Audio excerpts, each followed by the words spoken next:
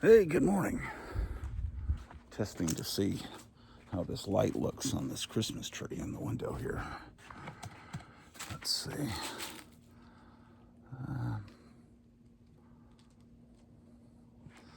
I guess that looks okay. Need to clean the window. It's early Sunday morning. It's daybreak.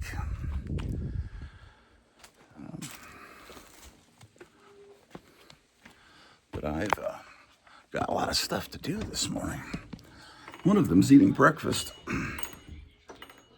Now look at this, the cat tree I built yesterday. The cat is now using it. This is the first time I think the cat has used the cat tree. Look at that.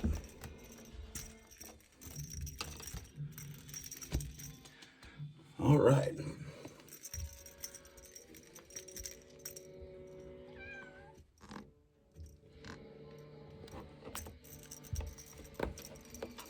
Well, I built this cat tree yesterday.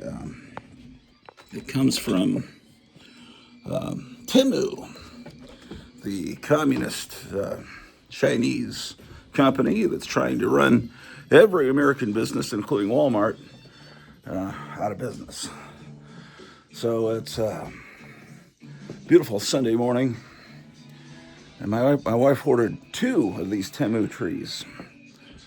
Your wife probably shops at Temu also. 6:37 in the morning. I've got another cat tree I've got to build. Spread out here. So that's the first thing I'll do this morning. I'm going to try to get this done. We've got Birdman on. Before the Space Ghost cartoons are over, I want to be done with this tree.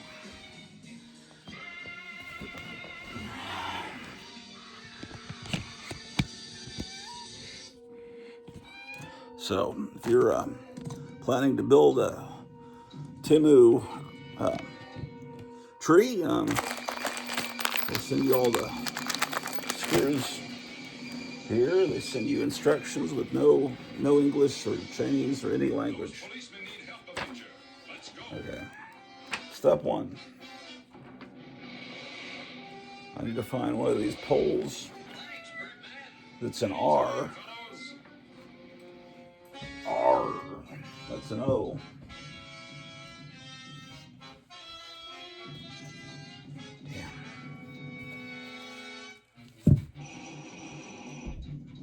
N O P Q.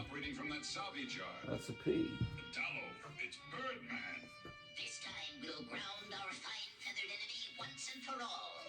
Come on, R. He's got to be somewhere in this warehouse. Yeah, it's got to be some here. We're in this.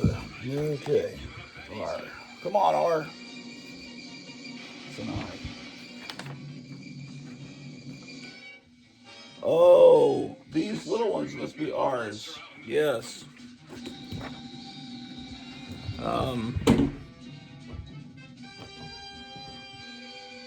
Cats are going crazy here.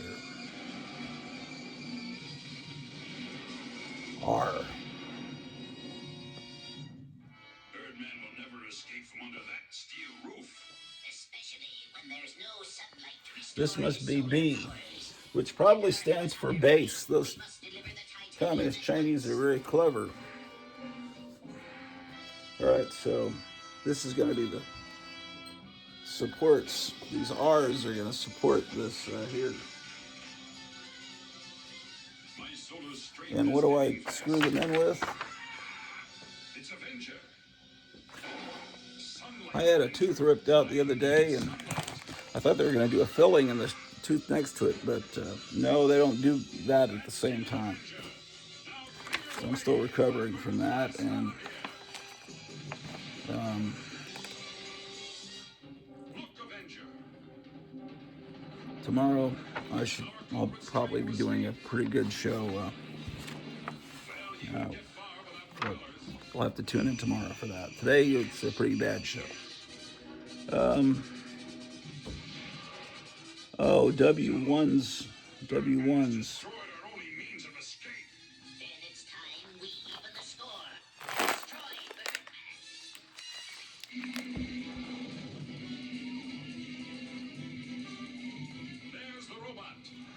How do I tell the difference between the W1s and the W3s?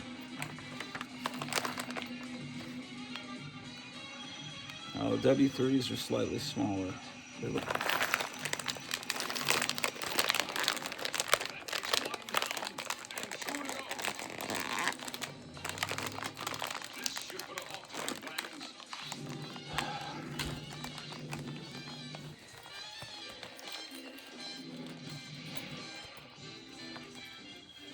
That's what you call poetic justice, Avenger. They built the magnetic robot, and now they're stuck. You've got to notify the police.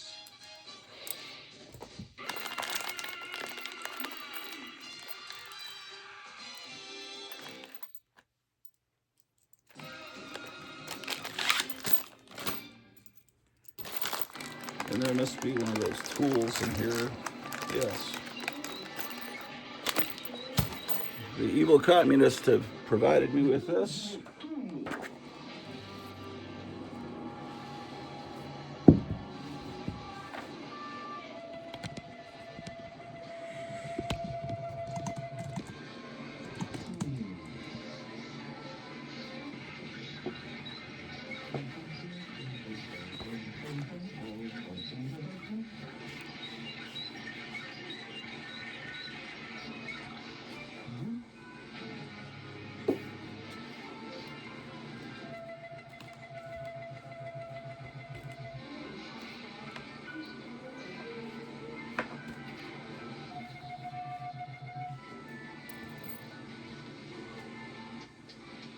I need to put the W1 through the bottom.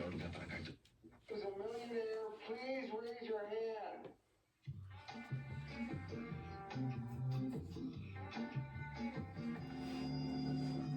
McDonald's will give you $1 million. What you do with it is up to you. The excitement of the Monopoly game is back. You can go to a pet store and buy these things already built. And I know it's more expensive, but it's almost worth it to me.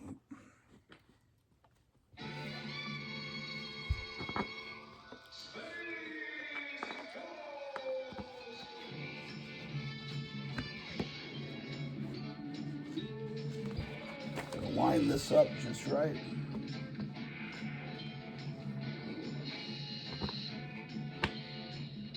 Did I get it? Yeah, I got it.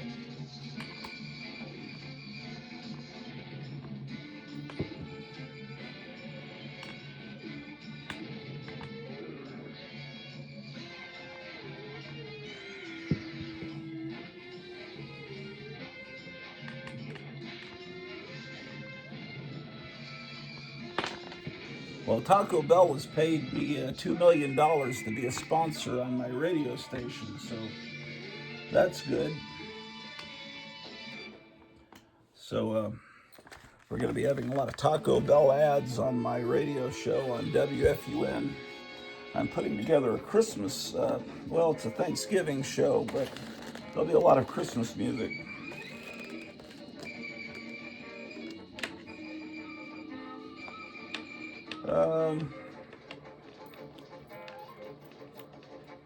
Jace, look! That breaker's being attacked! You're right, Jen. Follow and see if we can help. What are they doing? They're hijackers. They're stealing the cargo! Okay. We better report this to Space Ghost. You can't even see what I'm doing. Let me put you down even lower. Is it even possible? How low can you go? Hijackers, eh? I don't know, man. Stay with them, but be careful. And turn on the homing device so I can locate you. Right, Space Ghost. Homing device on. We went to a bakery yesterday, and we arrived there. The lights weren't on, and people in the apartment next door said, "Oh, the bakery's run by the lady in this apartment over there." And then you just open the door and you pick out what you want, and then you either put the money in an envelope, or you can Venmo it, or some other word that means wire money. And then you just write down what you bought. It's completely on the honor system. What do you want? You which is wonderful. Can you imagine? Most places that would not be possible if you just had a bunch of cinnamon rolls spread out and stuff, and just put the money in an envelope. And I can't imagine. I just think that's wonderful to live in a place where people are that trustworthy. You can run a business like that. You don't have to be there. Just trust people to be honest. Although there must be some dishonest people because they've stopped using the self-serve lines at the supermarket and at the Dollar General. So I guess people weren't scanning everything. They took his rocket pack, but not his invisible belt. And he's small enough to fit between these bars. Some people. Okay, Blip, it's all up to you. See if you can get us some keys, anything. And hurry, Blip. Jace's voice is Tim Matheson, who was also the voice earlier in the 60s of Johnny Quest. And some of you may know him as Otter in National Lampoon's Animal House, which was the one truly great National Lampoon movie. Vacation, well, it had a Chevy Chase was an alumni of the National Lampoon Radio Hour, yeah, and it's based on a story that had appeared in National Lampoon, but it wasn't. Animal House had the spirit of the real National Lampoon from the set. There was enough of the real people, Doug Kinney and everything, working on that film that it reflected what National Lampoon, the wonderful magazine that National Lampoon was in the 70s. Vacation was more of a PG-rated kind of thing. In the original story, there was a story in I don't remember if it was written by Chris Miller or John Hughes in National Lampoon magazine. They weren't going to Wally World, they were going to Disneyland. And it was set in the 50s, I think. And then, at the end, the Chevy Chase character goes crazy and everything. But as I recall, but then at the end, they're all happy and riding the roller coaster with Mr. Wally. But in the original story, he's all pissed off. He meets Walt Disney, and I think he shoots Walt Disney in the leg. And so it's a lot darker, more harsh style of humor in the original story that was in the magazine. In the 80s, it became really cool to hate the 70s and make fun of the music of the 70s. We had joy, we had fun, we had Seasons in the Sun and all that. It just became kind of a smiley face, which was everywhere around 1970, 71. The 70s kind of became a joke with the, shag carpeting and everything. And people were embarrassed about the 70s. But the more distant you get from the 70s, you realize just how wonderful a time it was, and the things that people were embarrassed about were actually, for the most part, pretty wonderful. Even a lot of disco music was actually pretty good compared to the shit coming out today.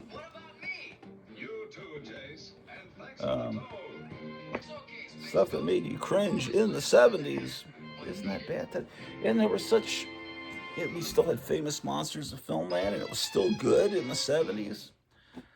In the late 70s, really what happened is, and there was Castle of Frankenstein and Monster Times. Really, by the time I'd say everything started to fall apart around the bicentennial year. That's when, by then, Castle of Frankenstein was gone, and Monster Times folded in the summer of '76, and then Star Wars coming out in the summer of '77 was glorious. I shouldn't be talking this much with my hole in my mouth. It was glorious coming out and everything, but then it killed the monster craze that had been going on since 1957 with Shock Theater. The monster craze had been going on solidly with horror hosts on television, and oh, little kitten's here. Hey, man, hey. Little kitten's gonna knock the camera over.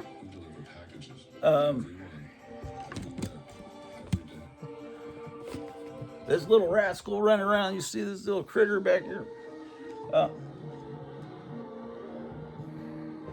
was I saying?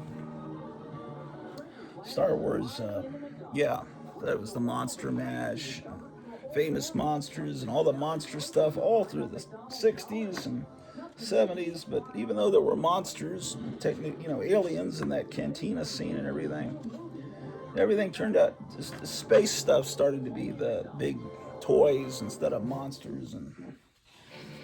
And I dearly love Star Wars, at least the original 3 movies. But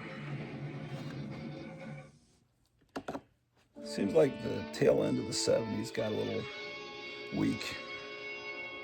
Then early 80s, MTV came along, and that was a whole other animal.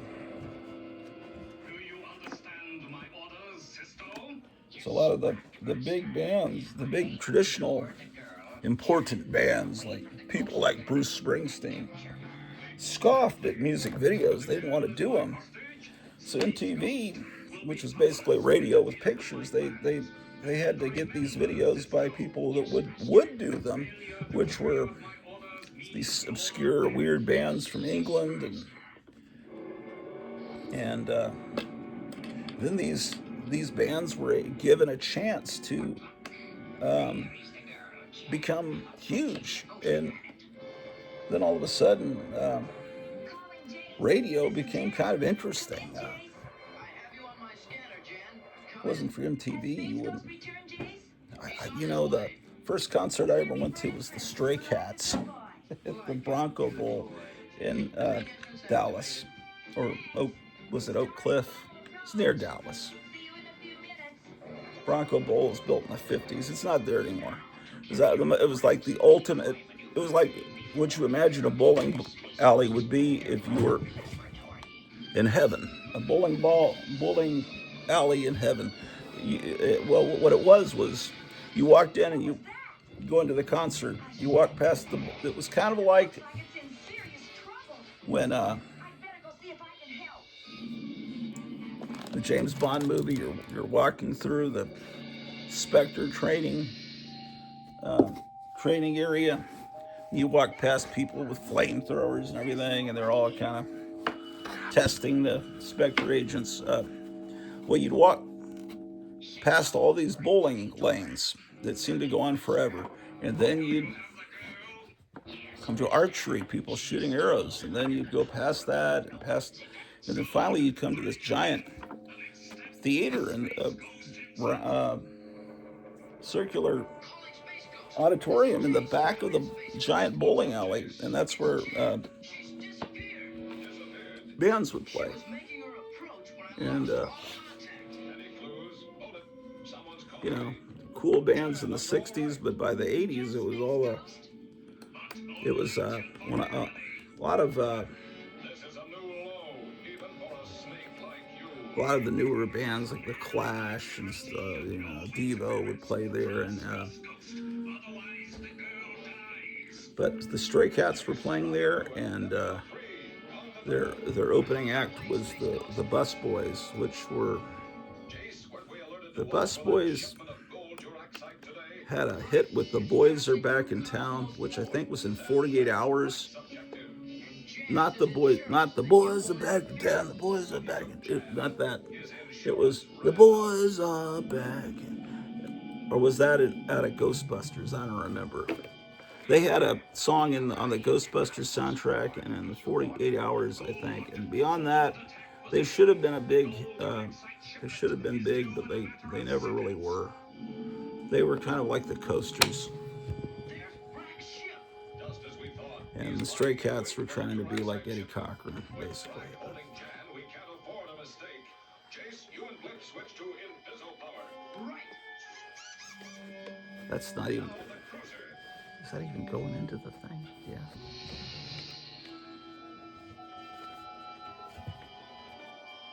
High energy force should pry open Brack's emergency hatch. Yeah, Tim Matheson's voice It's your twin brother. got me talking about You're just in time, Jace. Master, the direct site shipment is National Lampoon. Oh, Brack strikes. One more, right? Yet. Space Ghost. A blasted by stun ray power. Oh, will okay. Take care of your friends.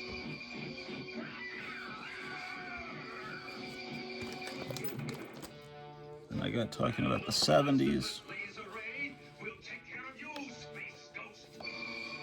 You'll have to do better than where Space Ghost One was girl dies.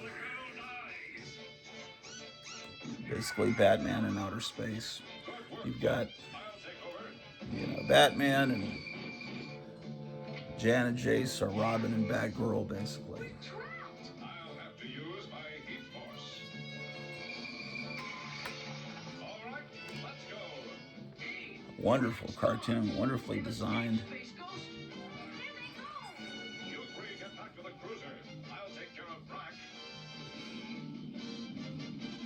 My megaton force should slow them down.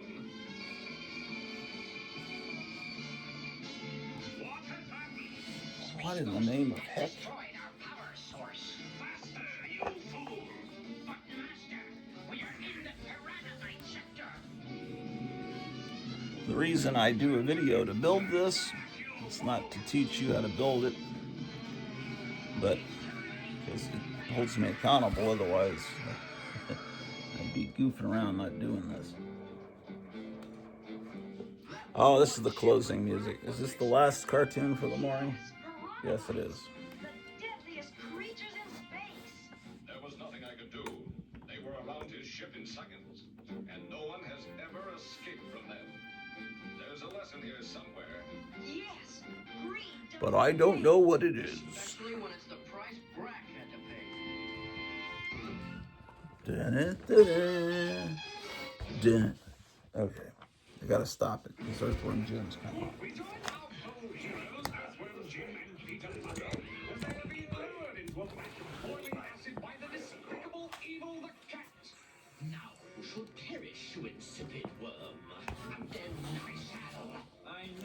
I know, you'll destroy the universe. Tell me the truth. Am I getting predictable? Oh, Buddy, I'll free us with my... let's go to YouTube and see what's going on that channel.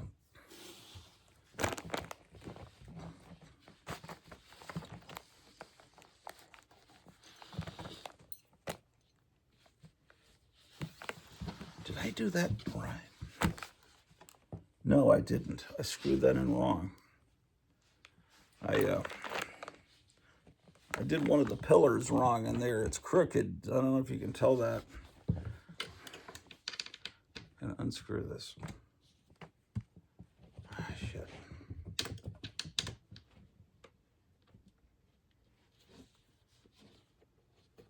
Well, I just wanted to go through war comics upstairs because Armistice Day was the other day, also now known as Veterans Day.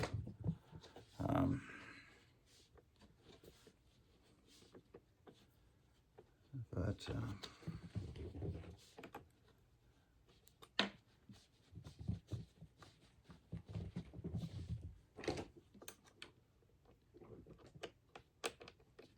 this cat's running around these other kittens that are a little bit older kittens. Oh, shoot. He's knocking stuff over.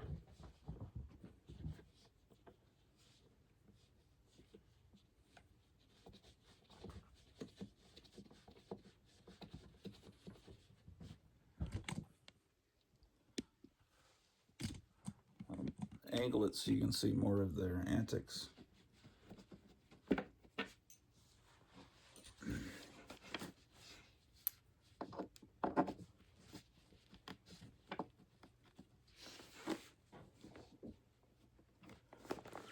Talking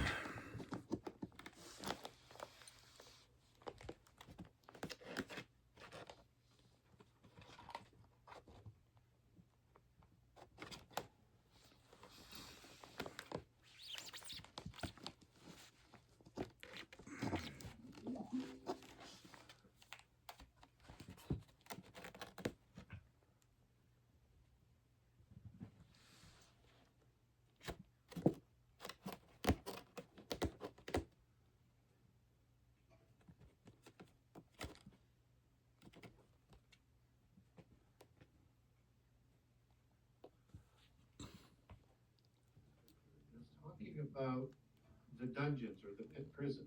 There were the watchers who created the giants, and other times were sent to. They're called rulers in a dungeon in this translation. Pit prison. And one of them has like a crocodile's face, like the god Sobek. Sobek, yeah. That's just one sort of example.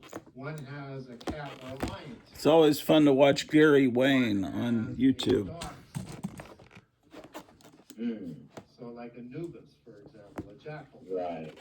Or Nebaz in the Bible, that was worshipped by the Abim giant in 2 Kings, just as the Abim also worshipped Negel. Right. Right. Right? So, and Nebaz is defined in Hebrew as a barking god, depicted as I wish I could find a church where the preacher was like Gary Wayne. So, you have some biblical references here, just the connection.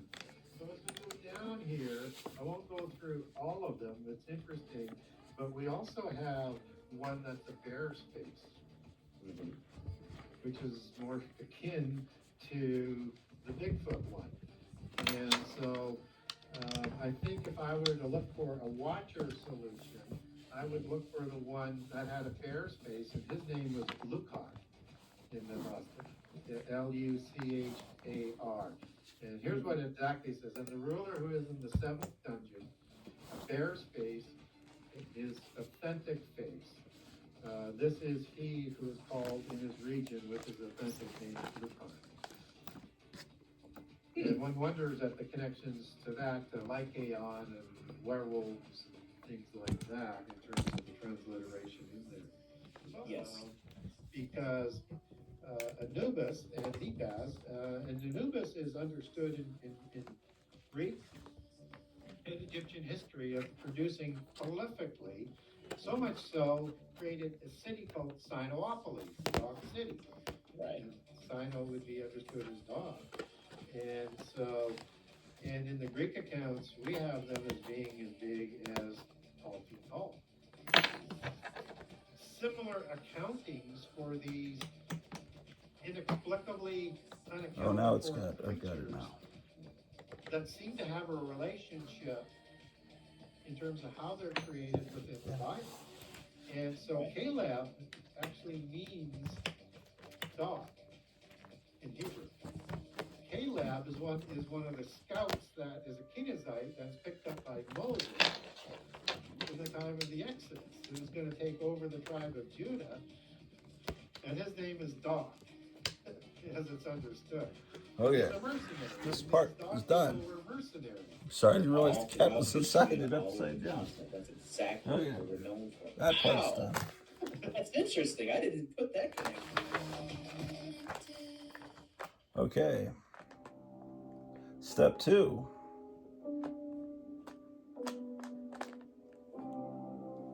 What?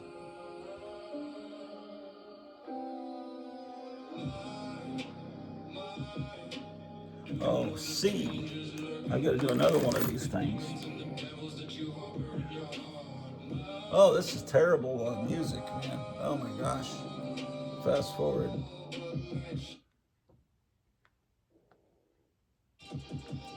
Come on, don't play horrible music. Come on, give me a break. Last episode, we talked with Ray, and we talked a little bit about the Giants. Now, the Giants are, not something that's very new with what we talk about here. But his story is fascinating. But I feel like we should have a little bit more background. Like, I've already kind of gone over the Nephilim a little bit, But, you know, there are those out there that make what I know about the subject look like nothing. You know, like when I listen to some of these guys, I feel like I'm in kindergarten. You know what I mean? Like they have such a much more broader and deeper understanding. So with that being said, I reached out Oh, that and being I got a hold said, of somebody. it is what it is. That And being I think said, you guys are gonna love him because I know I do. Like, yeah, this guy is awesome. He is the GOAT. oh, that's So even worse. Goat. let's get This guy's using let's every get our good horrible buddy Gary Wayne up here, expression shall I we? hate. So without any further ado, Mr. Gary Wayne. Mr. Gary Wayne, what's up, buddy? Just happy to be here. It's a good day, and really looking forward to working with you You ever tonight. heard people and say it's a to, good day to have a good day? hopefully talk about That's things that another your one of audience those. has, some curiosity on in gosh. terms of can we provide some In more the 70s, it was Have a Nice Day. information They and made fun of detail that, for but them Have a Nice Day was so better that, than It's a they good can sort day of to have a further good their day. understanding because there's It's so many almost things as that are bad out there in as this when, world that what was it, we Obama all have questions was, about. And it's what not was his like slogan? those types of things sort of are situated I forget his in a slogan, but it was lonely really place all by lame. itself. I mean, when we get into these types of topics that I know you like to get into, this is common knowledge all around the world, all continents, all cultures. Exactly. It's just a matter of can we connect those dots. Right. And you know, one Something of the like, interesting it's okay to points have is hope, or like, something like really dumb. you know, when the Forget what it Bible was. references this kind of stuff, you know, a lot of the times it's like it already assumes that the people know exactly what the story is and what's going on. So context isn't always there, Something like, or I it's been hope we taken can, or out by something. certain nefarious organizations. So it can be a bit of a murky subject, right? Well, for sure, and there's so much misinformation out there as well. So not only outside the Bible, but inside the Bible. And then there's a lot of restrictions as to what many in the Christian community, and I'm from the Christian communities, if people aren't familiar with who I am. But there's a lot of restrictions within the Christian community as to what you can sort of talk about or raise up into church. And if you do raise some of these questions into a lot of the churches, they'll ask you not to raise those questions again, and or leave the church. Right. So it's not some of the preternatural things that are in the Bible aren't talked about in church. And what's crazy is the Bible is likely the most preternatural book ever written. And Exactly. It seems to be a selective amount of preternatural things that wants to be discussed within the churches. But hopefully that'll change as people get more information. I think that will change. I mean, you know, the end's coming, and then there's also the whole fact of the book of Daniel being kind of sealed for a future generation. Yeah. And we're seeing a lot of things kind of play out, and it's kind of like, you know, we can look at that now with our lens and be like, oh, wait a second. I think we understand this now. And it's like, oh. So, you know, we're going to try to do that a little. And again, the churches haven't taught a lot on prophecy. So that's why so many people are unaware of what's in prophecy. They may read a line out of one of the verses or something, but they don't really get into the prophecy, because again, that puts the teachers within the churches on sort of thin ice, I think is how they might look at it, that because we don't know exactly how it might play out. Right. We don't want to talk about it, but yet, prehistory and prophecy provide the context for the values that they're teaching us. So it provides a reason for being. And so without that, people have questions, and tearing back that veil is where you start to get some of the answers. And not all the answers are in the Bible. And I'm certainly not going to say to anybody, do not do research outside the Bible, but be very careful to measure everything you research from a Christian perspective against what's in the Bible. Exactly. But again, I think that for the audience who aren't Christians, that doesn't mean that you shouldn't read the Bible either. But you should understand why you believe what you believe, and that takes research on both sides of the fence. Agreed. And as far as research goes, I mean, I don't think we could have anybody better than you. So with that being said, buddy, talk to us that being a little said, bit about who you are, what you do. I gotta what write you these got to down. offer. Yeah, so Because I'm going to I make a call myself song with these Christian horrible contrarian. expressions. And, I may be contrarian by nature, but That how I being look at said, myself what as was a the Christian other one? contrarian or a contrarian is that, and it doesn't matter whether Good it's biblical day. or non-biblical, Have a it's good the day. same contrarianness that I approach It is things what with. it is. I don't accept what somebody says occurred. I don't accept what somebody says is written somewhere. Or Presents they well. say, here's a paraphrase, and I'm going to comic book paraphrase it for expression. you. I'm not like that. I want to verify things So, for yeah. myself. And I want to understand as best as I can why I believe what I believe. Now, I know you never get to that end destiny because you learn very quickly that the more you research on Write things, them down here. the more there is to research. So, but you start to get into some lanes as to an understanding of things and how things connect. So that's how I come about being a contrarian, and whether or not it is standard doctrine, dogma, whether it's in the universities, whether or not it's in education, whether or not it's in secular history, whether or not it's in polytheist history, whether or not it's in the Bible, there's so much half information and misinformation and things that people say without having verification for, that you end up in a position where, but I have all this research that says it's a little bit different than that. Right. And those differences and nuances are significant. And so that puts me at odds with a lot of the standard sort of teaching. Doesn't mean I can't back up what I say, because I've done that.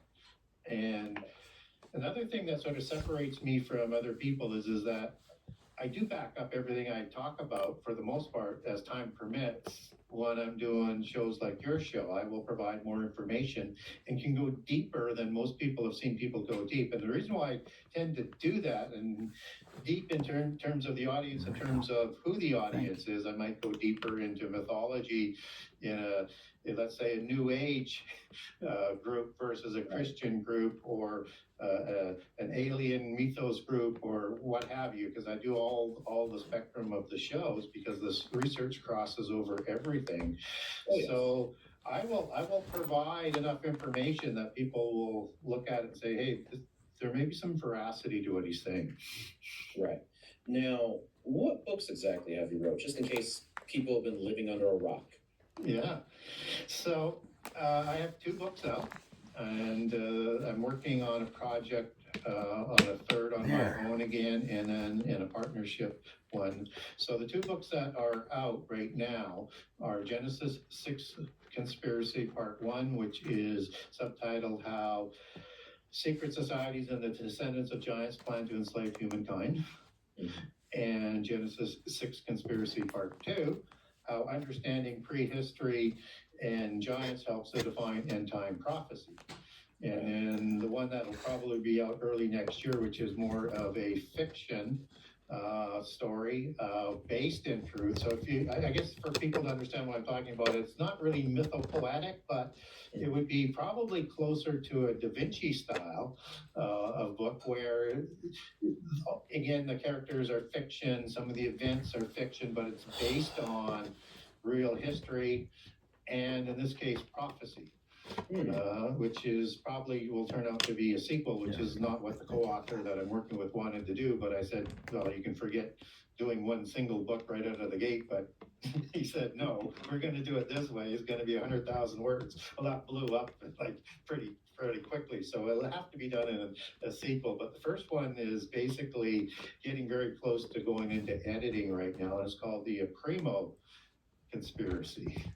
And so it's designed just to get people to think about how things might come about for the end time. But Right. using a lot of information out of prehistory. Right. Very cool, man. Very cool. And the third book There for we go. Genesis 6 Conspiracy Part 3 probably is a couple of years away, maybe 3. I'm hoping to free up enough time to work on that. It's going to be in a little bit different direction. We'll stem out of the research out of books 1 and 2, but we'll go into a little bit different direction. Right. Okay.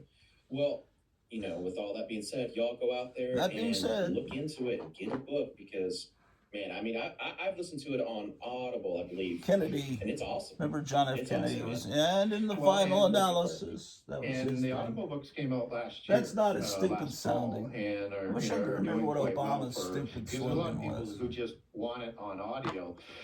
I'm hoping what people will do as well is that because it doesn't put any of the footnotes or the end notes, you don't see how it's packed up. So you may want to get a hard copy if you really like it, or a digital copy just to see the end notes, and particularly what's in the end notes and footnotes, end notes in the first book, footnotes in the second.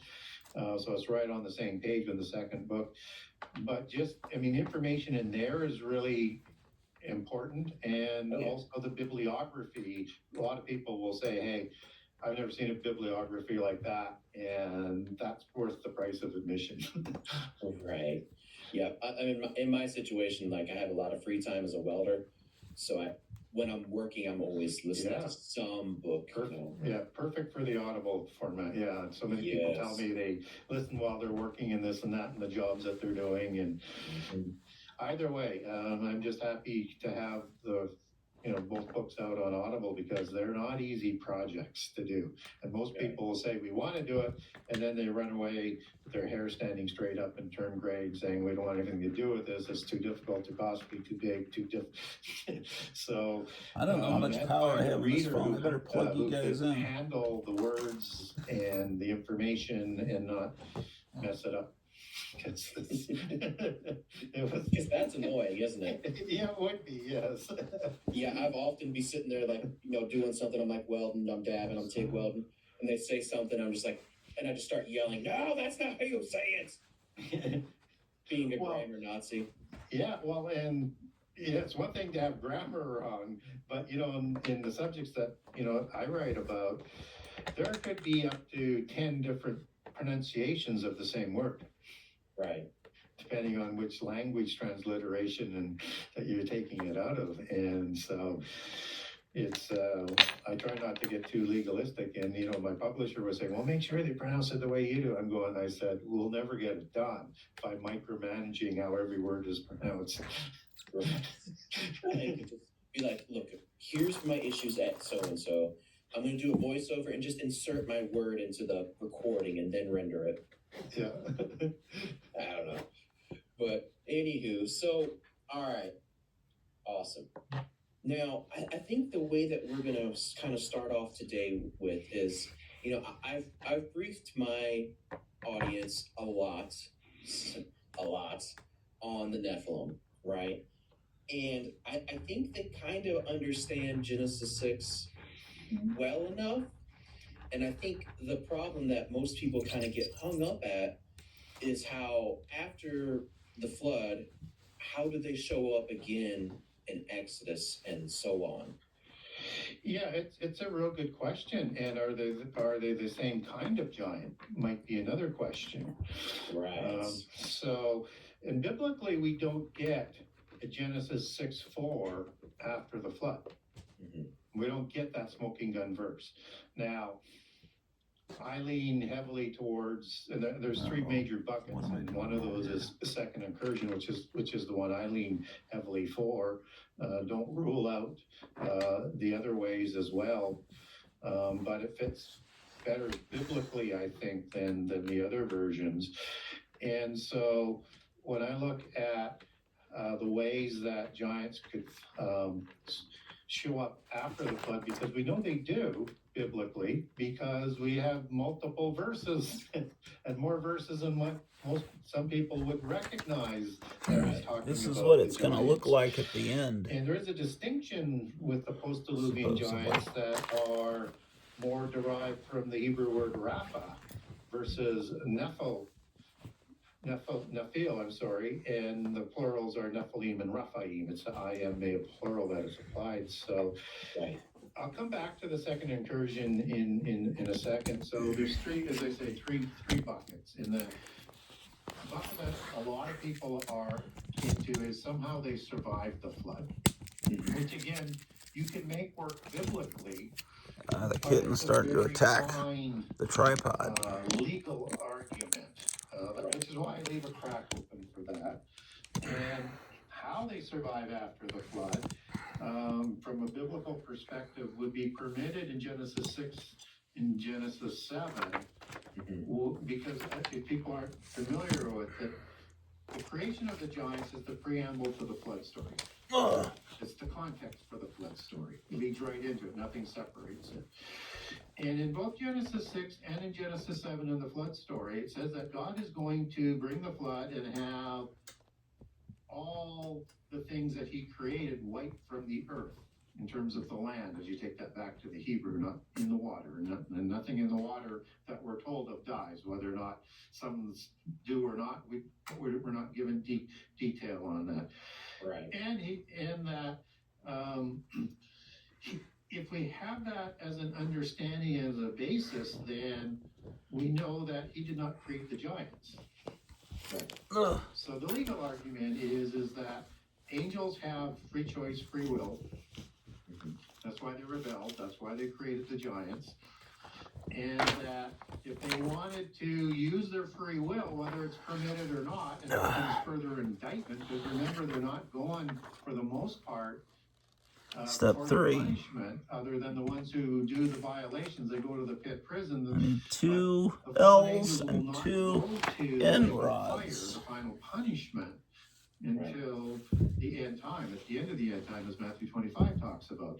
So when we look at having free will, and that they still believe they could win, these are the 2 N sort of negotiated settlement N rods. to live in another realm away from God's oversight, and God is permitting them to do everything through free will, because he's greater than free will from a monotheist perspective. L's have the scratching part so he knows every possibility. And actually what they're going to choose. And so that if they're going in with W1s to survive, that would be permitted. Right. Because that wasn't really the whole goal. People think it was designed to wipe just the giants from the flood. They're going in with W2s, which are smaller. No, W2s are the book of life. The opportunity to have the names left in the book of life were blotted out. There's a time frame that God is permitting all of this to play out, and it's been. These are W2s, these things. Fallen angels and their spirits offspring, who were created to ensure humankind do not reach our destiny of being raised up to be like angels in the resurrection in a future time. So when we look at all of that sort of information, then we can look at okay, so I need 4 W2s.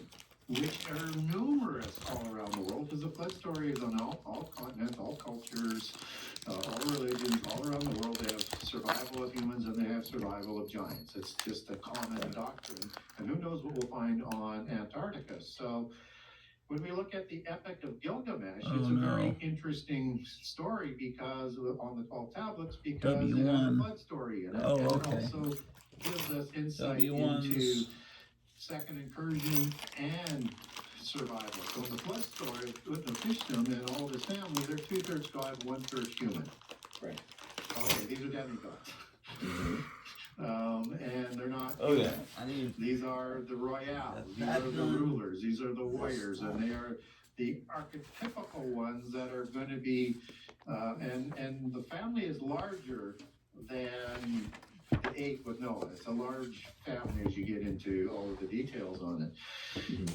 And so this is a giant survival story. This and you also have a second incursion written in there as well, because Gilgamesh is the offspring of the fertility bull goddess in Sumeria, Nin or Ninsen, and other W1s alliterations and translations. And it's probably translations is the correct choice there. Yeah, That's right, but sorry about that. But anyways, she's going to mate with King Lugobanda of Uruk to create Gilgamesh. That's the second incursion because he's 6th generation after the flood. Right. And Enkidu, which is created to offset Gilgamesh, is created in the same way to be sort of Gilgamesh's nemesis, but they become great friends. And so that doesn't quite pan out the way that it was designed to do for them, but they're 2/3 God, 1/3 human. So we get the giant creation, and people don't know the dimensions of Gilgamesh, whether it's in the Ugaritic text, whether or not it is in the Sumerian text, the Akkadian versions. He is 11 cubits tall and 7 cubits wide.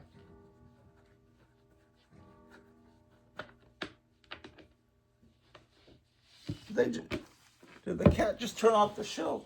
The cat paused the show. That's why I had the remote on the floor. Right after the flood. Kitten's doing. And that's Kittens why didn't want to hear about 18, Gilgamesh, not a huge man. difference, but it can make a difference. So that's going to make, a common cubit, 11 cubits, be about 16 feet, 19 feet on a royal. So, and so it does make a difference, but 16 feet would still be huge. Yeah, I mean, Yeah, and 7 feet wide to boot. Okay, Yes. so he's a giant. He's not 6 feet tall. Okay, and so if we look over at the Greek one, and I'll just use that one and move on from the Ark stories. You have Deucalion and Pyrrha, that's often called the Greek Noah in the Greek accounting, except that Deucalion is the offspring of Prometheus, a god. Another giant. So it's Pyrrha, offspring of the gods. So giant survival story. So we have a legal way biblically for that to happen, and a possible another ark that in the polytheist versions, just as in the last Noah story, which is biblically incorrect or parting from the details in the Bible, it's more the Gnostic or the polytheist influence there. It's the fallen angels who build the ark for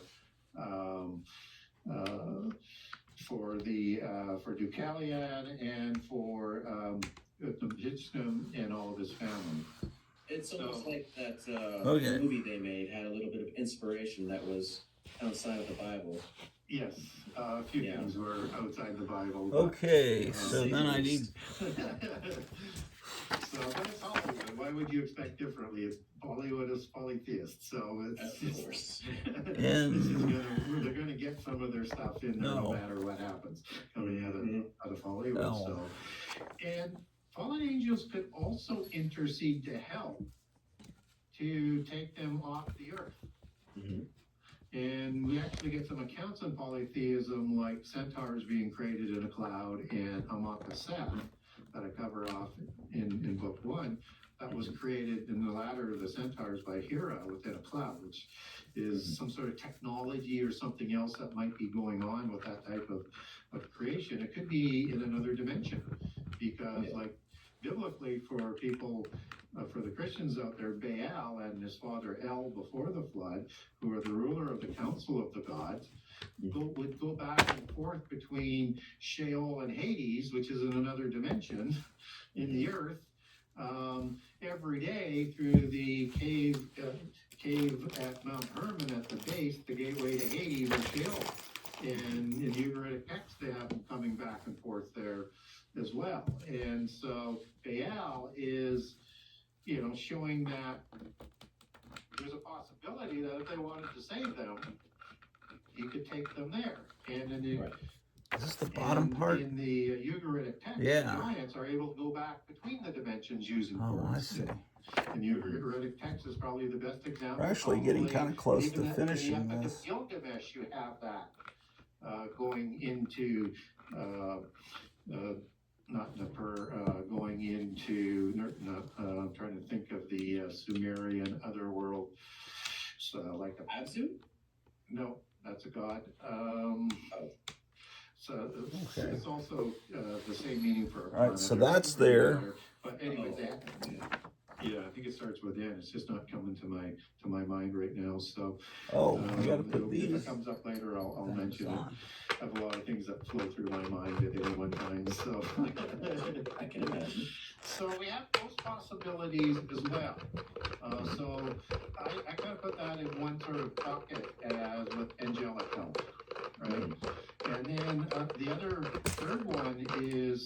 now on the ark. And I'm not much a fan on this. The most closest biblical one that you could get to that I think would fit kind of okay would be with the wives. But I think there's a complication there that these aren't descendants of wives or female giants. A, they're not described that way. And B, we also have to account for how the four races show up after the flood. And I think when you start getting into different species and different races, you're getting into a gene pool mix that is something we can't really understand or say how that would play out and give us both four races and possibly four colored races of giants as well, or did that happen or not? I don't have that to say that there was different, color of races in the giants. There's a couple I could get to, but not not the four. So it's very, very complicated. On the ark might also include that maybe one of the sons was a giant, which the Gnostics and the polytheists believe. Usually it's Ham. In the movie that you're talking about, they had Tubal Cain as not a stowaway, but hanging on the outside, just as Jewish mysticism and their legends have Og on the ark.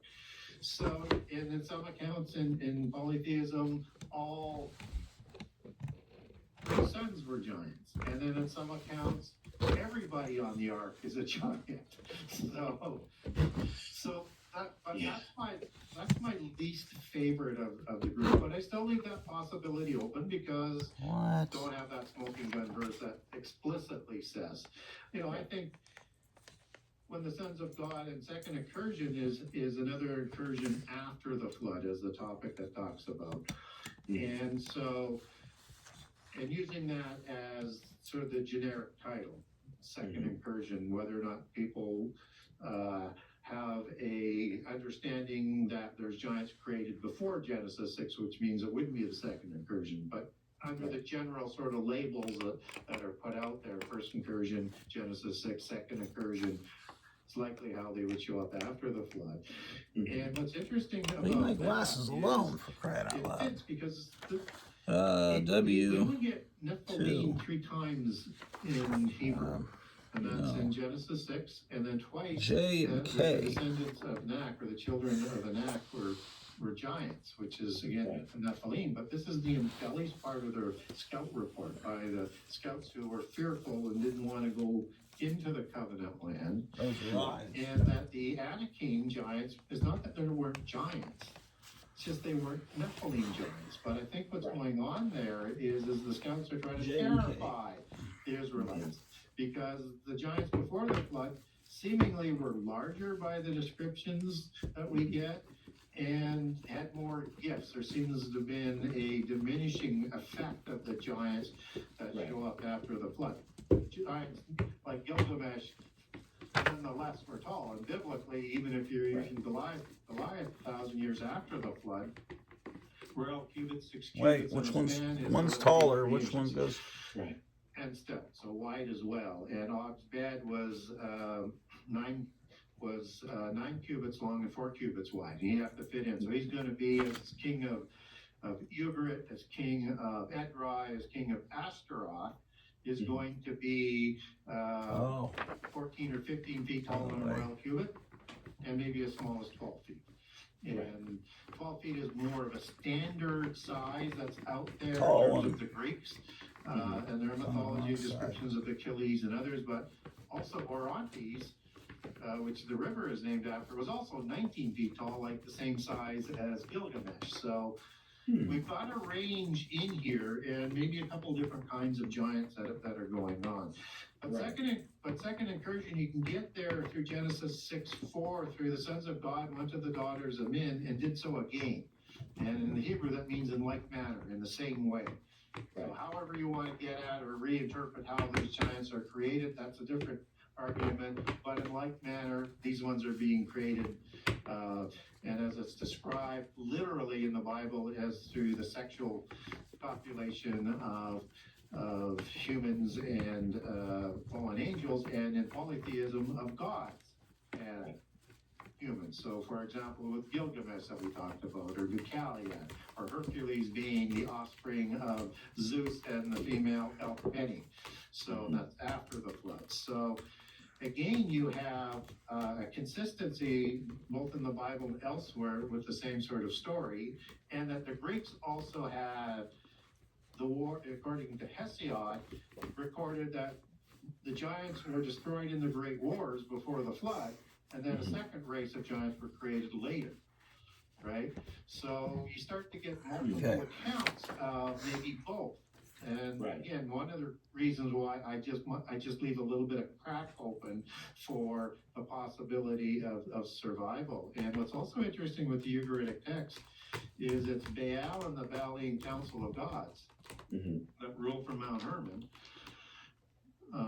that create the Rephaim, which are giants after flood. And these are giants, and M the and Anakim Q. are recorded in Deuteronomy as giants, but as Rephaim in the plural, not Nephilim.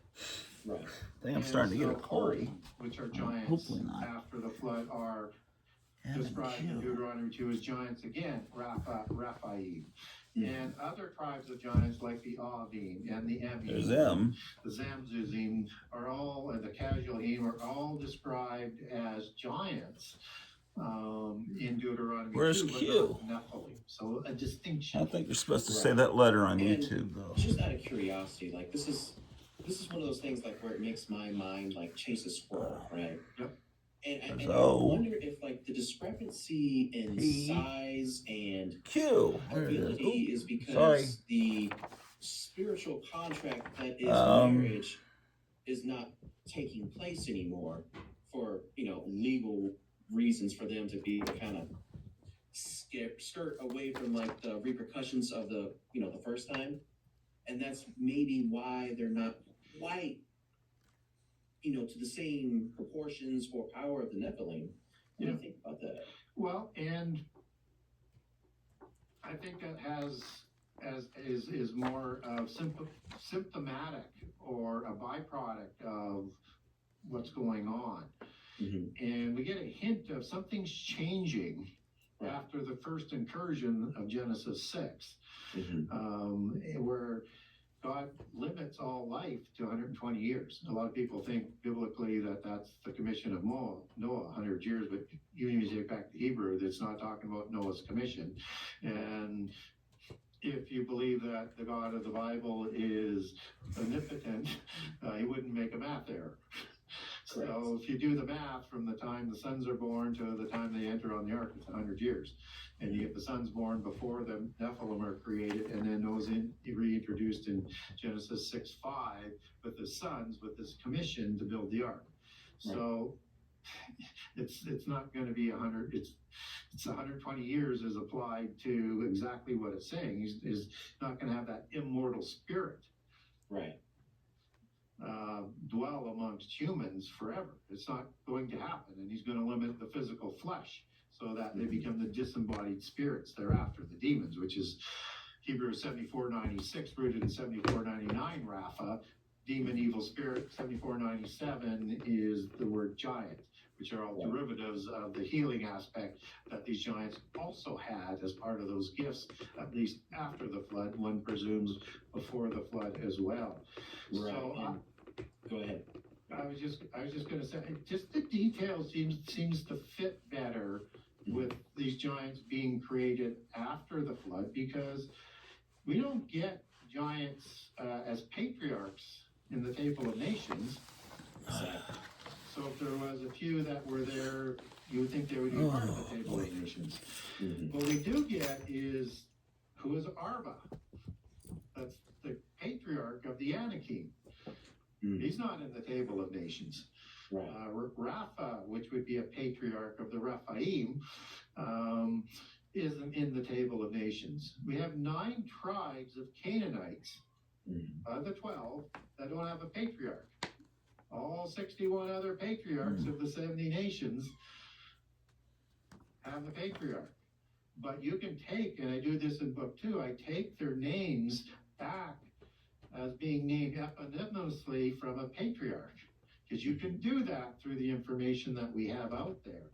So, for example, Amorites, which are thought to be giants, they're a hybrid giant, and a Rephaim patriarch would marry a female of the Canaanite, Hittite, Sidonian line, and create these 9 tribes. They probably created more than that, but those are the 9 that are listed.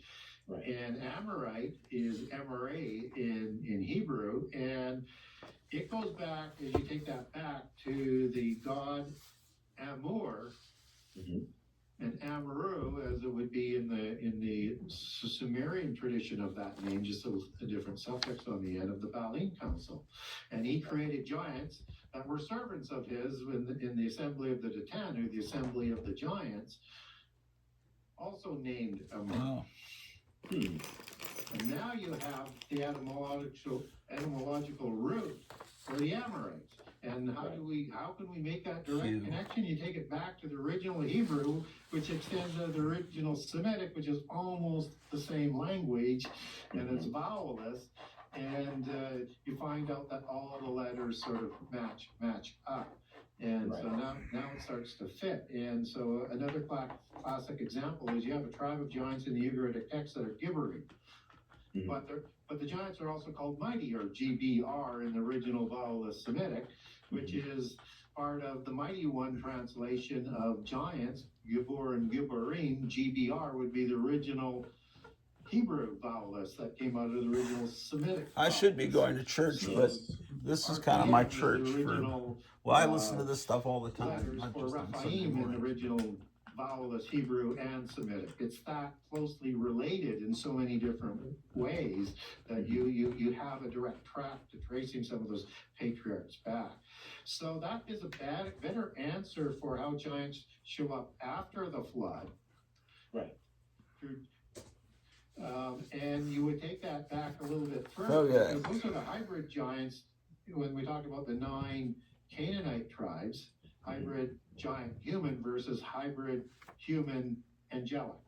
So Canaan is the likely suspect to supplying daughters to the Baalim Council from a biblical perspective to create the giants.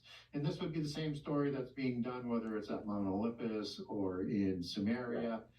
And those gods are the same gods. So it's just talking about the same events with different vernacular names for the gods and in a different sort of cultural setting. And so you could equate Zeus with Osiris, with Baal, with Enki, and on and on and on around the world. Right. Yep. Same thing, same people. It's just different culture. It's the exact same person. It's crazy.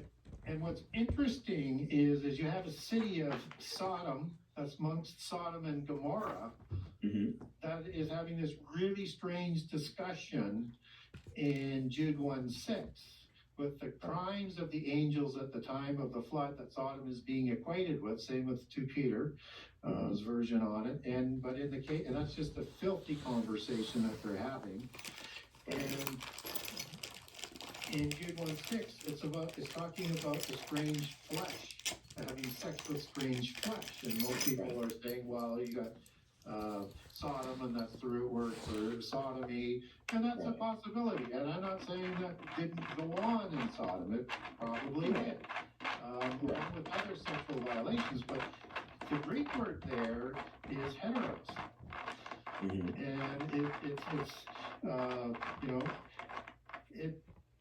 it's discussing a different species. It's discussing a different kind. Right. And Sodom is equated with the antediluvian crimes and then destroyed. It's inferring, I can't say it absolutely says it, but I think it's inferring that that is a place of where giants were created. Right. Could be many locations around the world, but it would be at least in that location. What's interesting as well is the Gnostics have, I think it's in the tablets of Seth, talks about giants before the flood in their first creation were created at Gomorrah. And then after the flood at Sodom. Interesting. Yeah. So now you have something that seems to be lining up what's talking about with what the Bible is saying in a completely different and poles apart kind of Right. religion in terms of how they sort of come at things. And so with a follower of the pantheon versus the God of the Bible. So Right. all And of those to be things, fair, yeah, all of those things and more lead me towards second incursion as my most favorite, but I leave that crack open right. just a little bit for survival somehow, some way. Yeah, for sure. And I mean, to be fair, like in the case of Sodom, you know, one thing that, you know, could also be a possibility. I mean, I understand the root words and stuff like that. Yep. But, you know, we also seem to be given context that angels can be a little bit of a shapeshifter. And More than just an inkling. yeah, so I mean, like, these guys seeing them and being like, oh, I want some of that, you know, and it's because they can be like, you know what? These things can turn into a female Yeah. if they want. So Yeah, and these angels, yeah, and if you look at the fallen angels who make up the pantheon, there's male and females. So they take a gender in that physical form. People will say, well, angels are spirit beings. Spirit beings can't produce offspring because they're spirit. But the Bible clearly gives us account in Genesis 18 and 19, where you have these two angels showing up with Abraham and Jehovah the Elohim. Okay. Before going on to Sodom, as you know, for the judgment of Sodom. They are physical beings. They can eat, drink, touch. And so we know they can take a physical form. And we also know they can take a physical form of any format that they want. And people will say, well, name me a goddess that's named in the Bible. Fine. How about Diane in the New Testament and Anat in the Old Testament? And there's more.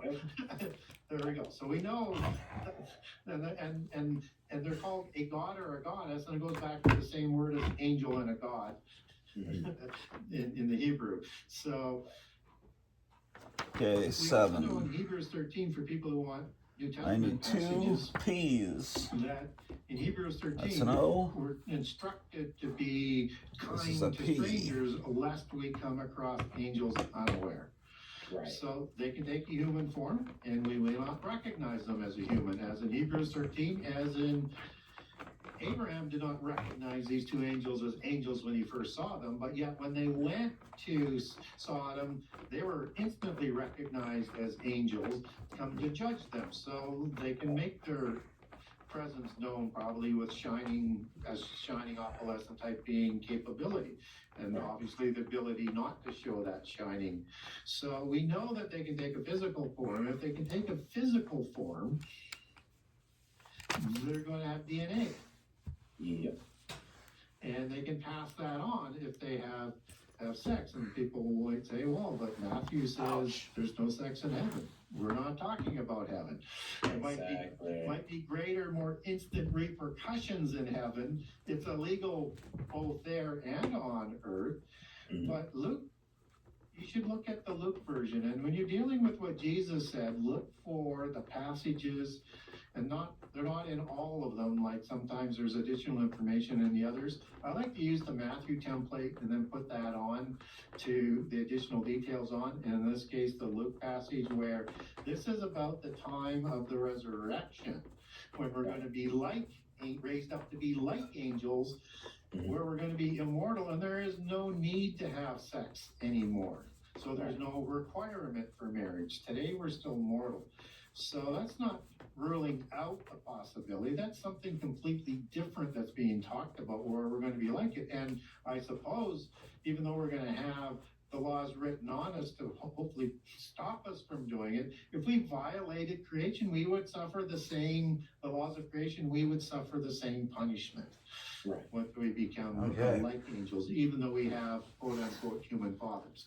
And the adoption process as you go through the passages in the New Testament. So yeah, it's one of those things where. So yeah, that's one of the ones I don't when like. I first started on this research, I wasn't researching prehistory. I was a mythology buff and a history buff before, but I wanted to learn about prophecy. So when I got to Genesis 6, and I read about giants, I need an O. crazy stuff, crazy world. I want nothing to do it. That's not what I'm here to do. Mhm. But the trouble is, it doesn't go away. It keeps coming up, and the more research you do, and I don't think I should be in a belief system where I have to rationalize what I'm reading and argue it. It doesn't say what it says. That's not how I come about things. If that's what it says as a giant, it's a giant. Yeah. No, that's just a Sethite. What are you talking about? Yeah, exactly. Okay. Oh. Sethite and another Sethite could create another species that is significantly larger, who originally had an immortal spirit and a body that wouldn't die. And that all comes from humans mating with humans. Okay, I don't think plants. so. Yeah, no, I've never cut a finger off and had it grow back. So, Yeah, which they had the ability to do. which is very interesting and never gets touched on. But yes, that's why you got to take the head, right? Yeah, you have to, because you have to have something that's going to be so suddenly quick and devastating, it does not have an ability to repair. Right. And so that's why you have the root word as meaning to heal, 7495. And so when you're reading the Ugaritic text about the Raphaim, they're called healers, because they're using that definition there for the secular sort of translation of a religious text versus 7496 or 7497. But it also says in the Ugaritic text that they could heal themselves and they could heal others. And you would have, like with the Merovingians, there was this long transgenerational mythos that certain giants had, certain royals had the ability to cure. Yep. And that's where it comes from, is through the royals of that are the spawner of as giants, as the spawner of all of the royals, the kings of God, the kings of angels. Roy, king, Al is a transliteration of El, as in Baal, meaning Lord God. Right? Royals are kings of God, or Rex Deus, as they were understood in Latin. Right. God. Right, and like that tradition of making sure, like when you go into battle against one of them and taking the head, like that goes up into far more modern terms than what people want to think about. I mean, if you look at history, like I'm a buff on the Mongols, right? Yeah. And like I remember like when they go up against like the European royals, like specifically the Georgian king, like that is exactly what they did to him. They made sure they took his head, and his body was only identified because he had 6 toes. Yeah. And the Mongolian bloodline was pure blood Scythian or Indo-Aryan giants. And so when we look at a lot of the European, particularly Western, they were not as pure blood. In other words, they had to do more intermarriage to continue to survive, and that trait would leave over time.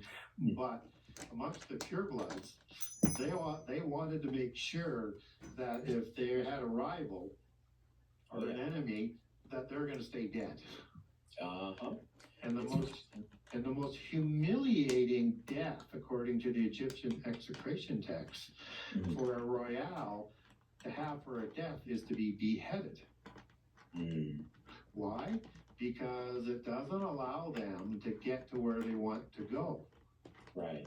And that is, in their belief system, into another dimension where their gods rule from, to be with their gods. And so that means they're either going to roam the earth as a demon spirit, or if they're a terrible one, right to the pit prison in the sides of the pit. So if they wanted to really give their rivals the worst punishment, they took their heads. And this taking of the heads comes right down through up to say about the 1800s. It was very commonplace. And what's also interesting, biblically, is in the time of King Herod, who's a Herodian, Edomite, Horim descendant king, right? He is going to capture John the Baptist right after John baptizes Jesus, and he was aware of some of the things and the things that John had for capability, and he took his head. Why? Right. Because this one had seemed to have power like the Royals, and he wanted to make sure he would stay dead. Now you get this really strange passage that follows afterwards when Jesus begins his commission in the Galilee doing miracles. Herod thinks it's John the Baptist. Oh, And he's absolutely things. beside himself because he had his head chopped off. And he doesn't understand how this could be happening because he thinks it's still John the Baptist. So unless you understand that, even on a biblical basis, what's going on, you miss a lot of the context. When David is going up to Goliath, he takes 5 smooth stones. He doesn't believe he's going to miss because he's got God with him. Right. But Goliath had 4 other brothers. And also there's 5 kings of the Pentaples, and Goliath was likely the king of Gath as a Gittite. And that's why Ashish is the one who replaces him afterwards and then takes David in, probably because he got promoted because David killed his predecessor, right? Right. So it makes you start to understand a little bit more of the story. But David hits him right in the forehead with a rock. That would kill anybody, and even a giant. He should not have had to do anything else. But what does David do? He goes up, grabs Goliath's sword, and takes his head, and then shows it to the Israelites and the Philistines. And so everybody knows Goliath is not going to get up. He's never coming back. Once we start to understand the context of the details, with their ability to repair themselves, you understand why head taking. And there's other examples in the Old Testament of head taking. I cover them off in book 2 as well, so people have a biblical basis on that. But it's the standard of how you killed the warriors. And the royals in history, because the warriors were just they're not the foot soldiers. The humans are the fodder. Right. But the upper 2 classes would populate, the knights, the cavalry, the chariot riders, in positions like that, the officers. And so those are the ones that they really, and anybody who had this warrior status, because you had the special status of these ones that could kill many people because of their size and their strength, and were a special sort of a level and establishment in the military level of those times as a warrior status. They had to be taken with their heads as well. So yeah, context is everything. Like when you understand kind of like what's going on there, you can look at a lot of situations like biblically and outside of it, and just be like, oh, I get it. Because this bloodline thing with the royals is an interesting thing, that kind of keeps cropping up. And it doesn't matter where you come at it from. Like you can be super secular and be like, oh, these royals are all reptilians or whatever, right? And it's like you're still looking at the same thing, changing up the words and verbiage a bit. Yeah. And I don't really feel like arguing semantics with somebody, but like, and it's like it's coming down to, because it seems like there's 2 different bloodlines that are responsible for all this. Yeah. To think about what happens in the end time, right, with the mark of the beast, that there are people who refuse to worship or take the mark will be beheaded. Why? Exactly. If it's just humans, why? Why does it have to be so specific? And it's because the giants, although they're working sort of directionally as royals in our history to a goal to dominate the world with one universal religion and one world government to bring about a showdown with the God of the Bible, they're rivals. Because there can only be one family that's going to rule, one bloodline. So they will not have unanimity once the 10 kings come to power and then Antichrist comes to power. So they're going to eliminate the rivals and make sure they can't come back. Yeah. Wait. You mean there's more than just one set of bad guys? What? Yeah. Yeah, the old white hat and black hats, as we get brainwashed into accepting, well, the white hats are obviously the good guys, and Right. They have our better interests, so to speak, but they do not. You're human, they do not. Exactly. And they have the same ultimate goal, they just have a different way of getting there, and they use that pulls apart strategy to counter this. I made a mistake. Yeah. That's very true, very Oh. true. Now, one of the bloodlines, or well, the two bloodlines that like I hear come up the most, that I think is probably the most interesting ones to kind of talk about, would be the dragon bloodline and the fairy bloodline. Yeah. So What are those the are, there? well, they're generic distinctions, but important distinctions. So you can apply it to all of the royal bloodlines around the world, but apply the dragon allegory to the patriarchal bloodline, and the female bloodline to the fairy allegory as the matriarchal bloodline.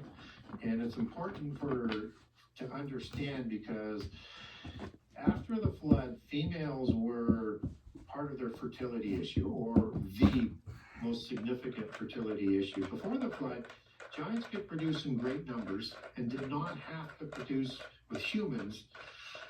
But after the flood, there's a fertility issue, and we actually see that come up with that word terrible in Hebrew eritim in the definition. Yes, you get the descriptions of the giants and stuff with that in the Hebrew term, but fertility issue and childless. I think it's manifested in lack of females, and in the occult religions and in the royal bloodline, it's the matriarchy, a pure blood matriarchy, kept genes and genealogies that they track. They track their genealogies all the way back into prehistory, into specific patriarchal, matriarchal giants, and to the gods. Because it's the purity of that and the ennobling of that with different ones of pure bloodlines is where they fit into the hierarchy. Now, new dynasties were always started after the flood with a pure blood matriarchal dynasty that would carry the gene that manifests the Rh negative bloodline. Right. And that passes down through the female. And so it's important to track that, so that if you are going to start up a new region with a new kingdom as part of your bloodline, and your divine right to rule is provided over that nation by the council of the gods that goes right back to the flood, then you have to have the right females to start that new dynasty. So they have to track those things. Right. And so when we look at a dragon bloodline, that is understood as I need to be in there, dude. Don't miss an that. allegory that shows up in things like Dracula. Right. And Dracula is based on Vlad the Impaler. And Vlad the Impaler was this typical noble Aryan. Aryan means noble. Right. Of noble ones. And that he had red hair, hazel eyes, and pale skin. Is part of the Scythians that do that, and blonde hair and blue eyes and pale skin. The other one, which is sort of the anomaly, and they tend to be taller, are the dark-haired giants like Gilgamesh. Right. They're taller than the red-haired and the blonde-haired ones. We get red-haired and blonde-haired ones biblically, with the Horim being red-haired and pale skin as one example, and the Amalekim and Anakim as two examples of blonde-haired ones. Right. But anyways, just to give an idea that this Vlad the Impaler is a character based on for Dracula, which means son of a dragon. Right. And Vlad the Impaler is this noble Celt. All right. This is the bloodline King Charles III I believe. said, as Prince Charles takes his genealogy back, or at least in part. And he's on record on saying that. And Vlad the Impaler took his bloodline back to the Egrathi tribe of Scythia. Which were produced by Hercules, offspring of Zeus and Alcmene, and the Herculidean bloodline, or Herculides bloodline of the Gyges, which is Greek for giant kings. Yeah. Right. And so we have this dragon allegory that's overlaid onto a giant, and in prehistory they drank blood, Right. which a vampire does. And they're the mortal, and vampires are the mortal enemies of Christians and humans, right? Giants were there to destroy us from the face of the earth. And they ate us, and they drank our blood, and used us in ritual sacrifice. So all of that's just a sort of a literature aspect to the dragon allegory. So you'll see a dragon show up in the coat of arms of the royals. No surprise there, because heraldry is their taciturn language and imagery of their genealogies that they created in earlier times for when they're going into, let's say, riding into another realm on their horse. They would have a standard that had their coat of arms, which would show the local royale who they were and what bloodlines they came from, right? So they was a way of introducing themselves as they visited around. And so we have titles that come down like Pendragon within the Tuatha De Danann. And those are the tribe of Danu or the tribe of Diana. These are the Titanu in another transliteration, which is the assembly of the Titanu giants in the Ugaritic text. D and T is interchangeable in the languages of the ancient languages. That's where Titan comes from. And just to give a couple quick examples of how we get back to them as being giants, and more red-haired giants, right, than blonde-haired giants within Scotland, Wales. Oh man, those are my glasses, dude. Come on, man. Ireland. Come on, man. That's not cool. Red-haired ones in places like Sweden, Norway, Germany. A little more red hair showing up in Russia, which is a branch of the Putianan bloodline, or Scythian. Red hair goes up in the Mongolian line and the pale skin, right? So, like Genghis Khan was famously redheaded with green, slitted cat eyes, right? Yeah, exactly. And so red hair was the preferred hair color than the lower visualized in the hierarchy of the blonde hair. So that's, and it would be more that strawberry blonde hair in its original sort of understanding. So, and so in that Pendragon analogy, you have other literature that will demonstrate this bloodline as well, with King Arthur, a Tuatha De Danann descendant, the son of Uther Pendragon. So Arthur's a Pendragon and a patriarchal king, and his queen is a fairy queen, Guinevere. His name means in Old Welsh and Old Irish is basically a banshee or a spirit type of being, and that's the allegory being portrayed there, is the fairy queen and a dragon king. So what's with the dragon though? Well, seraphim angels were the most prolific producers of the giants, and they dominated most of the pantheons at the top level. So you have a seraphim that is described as 6 wings, copper fiery colored, and a serpent's face or a dragon's face, because in antiquity they were the same thing. So seraphim are heavenly dragons. And they would take that form when they took physical form on the earth. So when we look at gods that are depicted like the Uraeus gods throughout the Middle East, like Baal, for example, out of the Canaanite pantheon. Uraeus gods also included gods like Osiris and his concept, who I won't say because it's related to a terrorist name, just to be safe. And original Greek gods were depicted as serpent gods. Enki and Enlil are serpent gods. Tiamat, Apsu. The Sumerian gods were mostly serpentine gods. You have the feathered serpent and the plumed serpent in the Kishimai. You have the dragon creator gods in China. You have the Naga gods in India. You have the other dragon gods that go out through Southeast Asia. And it's a constant around the world. And in prehistory, before the flood, the kings were shown as serpents as well, and described in the literatures as serpents. Why? Because they look just like them initially. After the flood, it's the same way, but then things change. It's that fertility issue that they're going to go extinct because they can't produce enough females, and they like to kill each other too, as well as humans.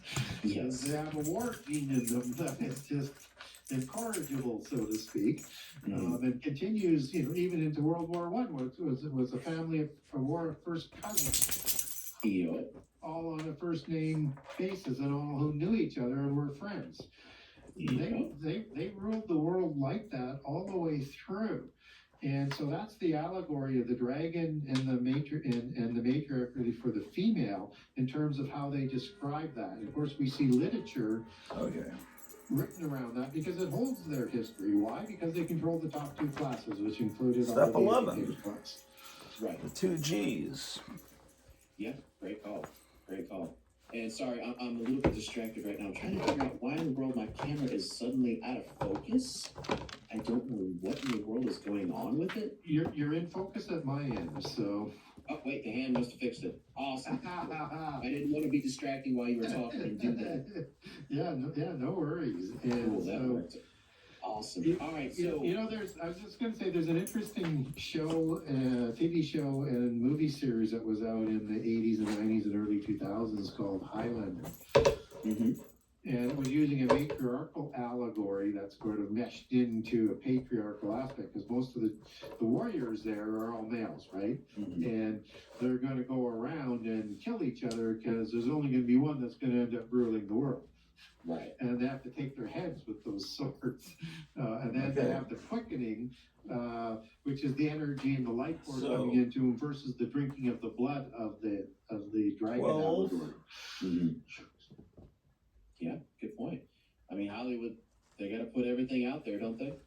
They do. And they're there to immerse us in their belief system. Most people just haven't researched enough to recognize that the entertainment, say on like almost, let's say 99% basis is polytheistic.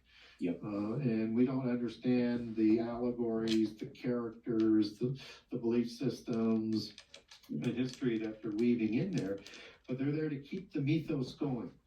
Mm-hmm. Right. For sure. And I don't remember what it's called. I mean, it's basically some kind of sigil magic that they do, plus, them telling us what they're actually about somehow absolves them of some kind of karmic debt, which is why they do it the way they do. Like, I don't really know how that works, but it's interesting. It's on us. If we don't pick it up, then it's not on them anymore. It's the way they kind of look at it. Yeah. All right. Now, the other interesting thing about all that stuff going on, I mean, we touched on My goodness. so much that, man, you've tickled my tism so much. I've enjoyed all of this. Now, I want to shift gears a bit, though, and talk a little bit about chimeras, because here we talk a lot about, Bigfoot, Dogman, and that's also because, well, one, I've experienced it and seen them, so I mean that colors a lot of my worldview on this stuff. Yep. But I always tell everybody, hey, it's still all connected biblically, and well, I've got you, the wealth of knowledge here, so help me connect some of these threads a little bit. I want to get your take a bit On Bigfoot and other types of creatures and chimera creatures. Sure, yeah. Let's do Bigfoot just to make everybody mad. I would love to do this. Yeah, so Bigfoot is associated around the world with the little people, which is another standard legacy on all the continents, and in the same groupings with the elementals as you take the fourth category in there. And Bigfoot's also considered intelligent, and its eyes glow. And giants' eyes That's glow. it. This thing, I don't have any idea what this is for. I never mentioned it. Associated with caves and portals. And so all of this says, I don't know what that's for. this is kind of interesting, and a lot of people who, if they're not familiar with I think it's built. Bigfoot research, don't understand that Bigfoot is on all continents, all around the world, both before and after the flood. It's this lingering sort of mythos. I must be the best swimming monkey that's ever existed. Yeah, no kidding, eh? Yeah, because I don't Where are the recall it cats, listed on man? the ark or anything Yeah. else. I know. So, but it seems to be an intelligent being. It can communicate either with its different sort of sounds or tappings and other things as well. Mm-hmm. So, but it's smaller, even though it's hairy like giants are described as quite hairy.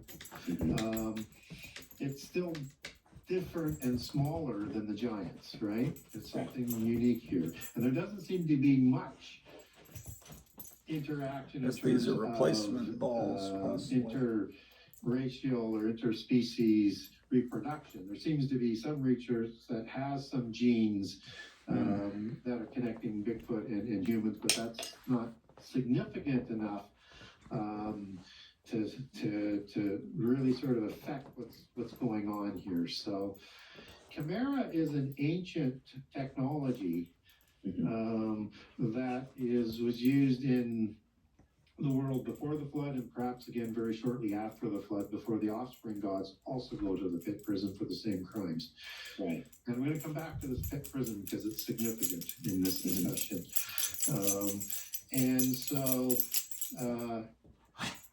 Chimera is something that is unique from Bigfoot because Chimera has like DNA manipulation of multiple different species, but yet a sentient being nonetheless, and some sort of spirit that is coming from the fallen angel as well. So there's a technology that's applied, similar to what's going on with Hera and the centaurs in the cloud. There's something that they're doing with DNA manipulation.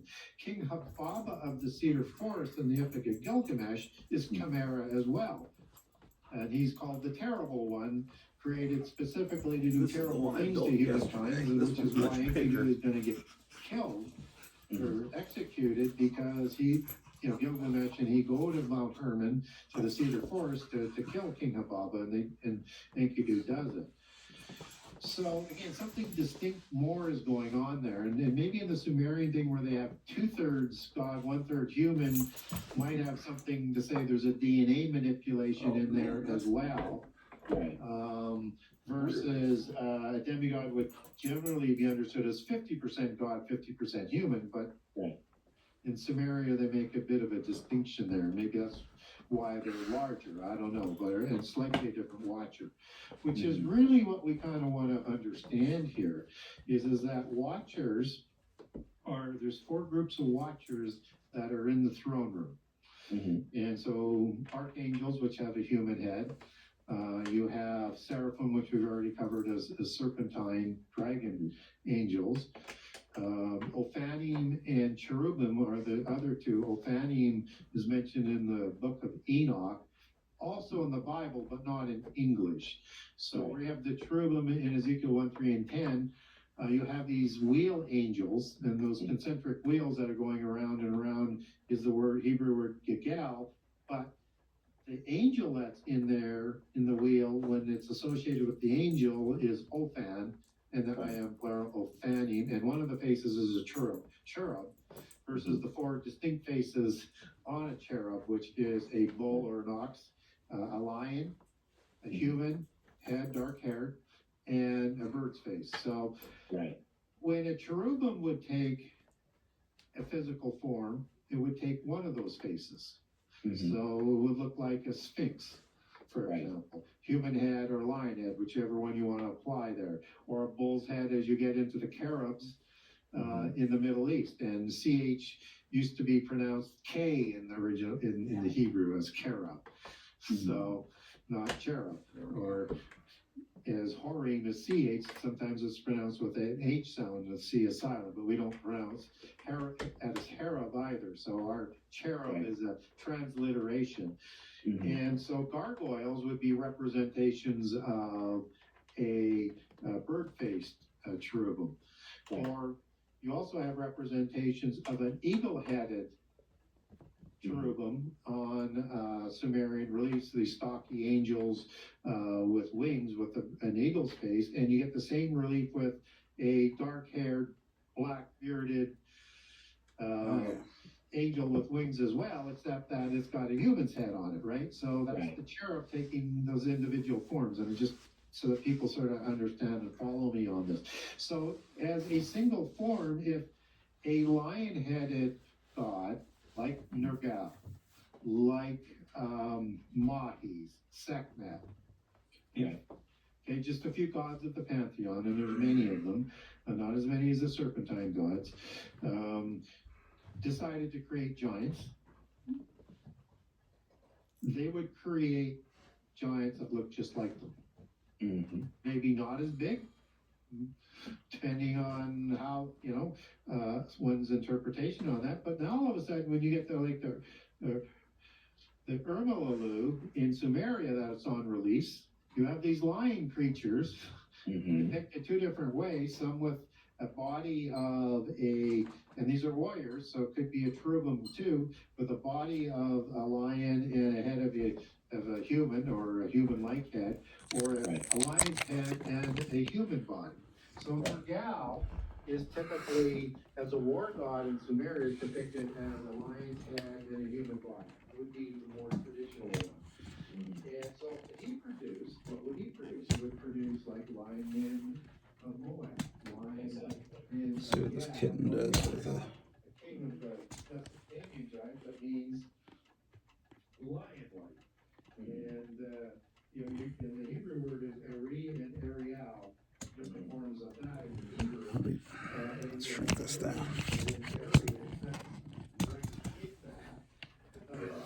Which were the giants, right?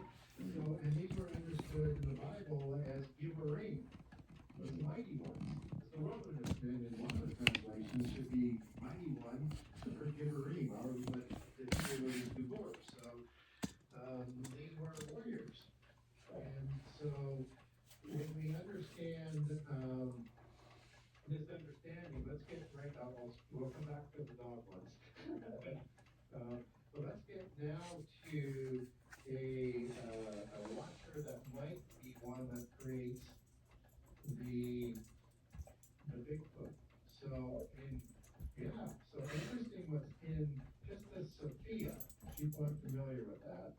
And in the book I have, it's book 4, chapter 126, and I pulled it up here as I was preparing. It's verses 22 to 322. So this is a Gnostic scripture, and it's talking about the dungeons in prison. There were the watchers who created the giants and other crimes were sent to. They're called rulers in a dungeon in this translation. And one of them has like a crocodile's face, like the god Sodak. Sodak, yeah. It's just as one sort of example. One has a cat or a lion's face. One has a dog's face. So like Anubis, for example, a jackal. Right. Well, I hope they enjoy this thing.